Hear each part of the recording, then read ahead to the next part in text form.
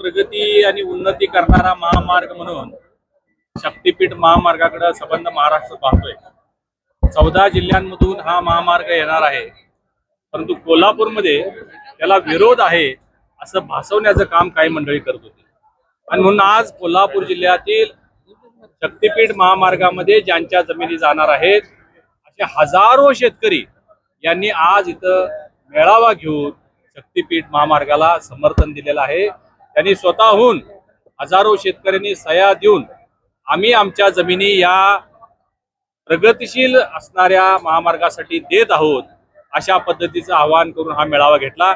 या मेळाव्यासाठी आम्ही उपस्थित राहून मी असेल, आमदार राजेजी क्षीरसागर, आमदार गोपीजी पडळकर यांनी आम्ही या शेतकऱ्यांना आम्ही तुमच्या सोबत आहोत ही ग्वाही दिलेली आहे।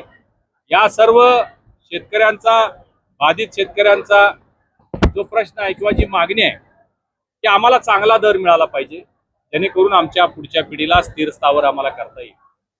3 दिवसापूर्वी ज्यावेळी सन्माननीय मुख्यमंत्री देवेंद्रजी फडणवीस साहेब कोल्हापूर दौऱ्यावर होते, त्या दिवशी रात्री 11 वाजता 200 शेतकरी यापैकी सन्माननीय मुख्यमंत्री महोदयांना भेटले आणि त्यांनी आपल्या मागण्या त्यांच्यासमोर ठेवलेल्या आहेत।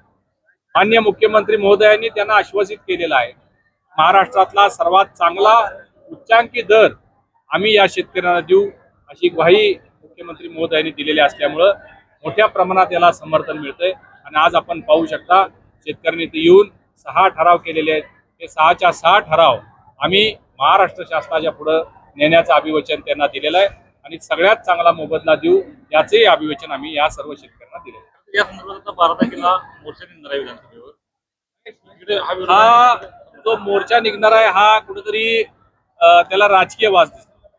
मी आपल्याला सुरुवातीला सांगितले की कोल्हापूर जिल्ह्यामध्ये विकास होऊ नये यासाठी काही मंडळी, काही शक्ती काम करतात, त्याचाच भाग हा एक आपल्याला पाहायला मिळतो। मी स्वतः बाधित आहे, माझी सुद्धा जमीन या महामार्गामध्ये जाणार आहे आणि म्हणून आपण पाहू शकता, इथं संख्याच बघू शकता आपण की कशा पद्धतीने लोक समर्थन करतात।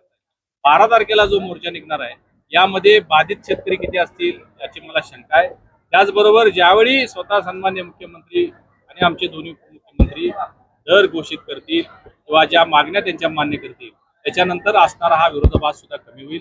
जे शेतकरी आज तयार नाही आहेत, चांगला मोबदला मिळत असल्यानंतर ते यामध्ये सामील होतील याचा मला विश्वास आहे। किती बाधित शेतकऱ्यांचं समर्थन?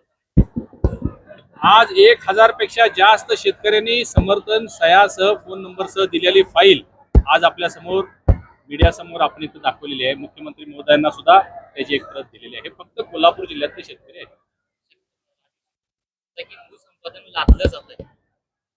पहा, स्वतः सन्माननीय मुख्यमंत्री महोदयांनी सांगितले आम्ही कुठल्याही पद्धतीची जबरदस्ती करणार नाही, कुठल्याही पद्धतीचा निर्णय लादणार नाही।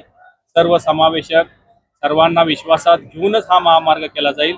आणि मुख्यमंत्री महोदयांनी जे सांगितले आहे, आम्ही सुद्धा लोकप्रतिनिधी म्हणून, भारतीय जनता पार्टीचे कार्यकर्ता म्हणून जे लोक विरोध करतायत त्यांना भेटून त्यांचं समर्थन मिळवण्यासाठी, त्यांचं मन वळवण्यासाठी, याचे फायदे तोटे सांगण्यासाठी आम्ही त्यांना भेटून त्यांचं मन वळवू असा मला विश्वास आहे।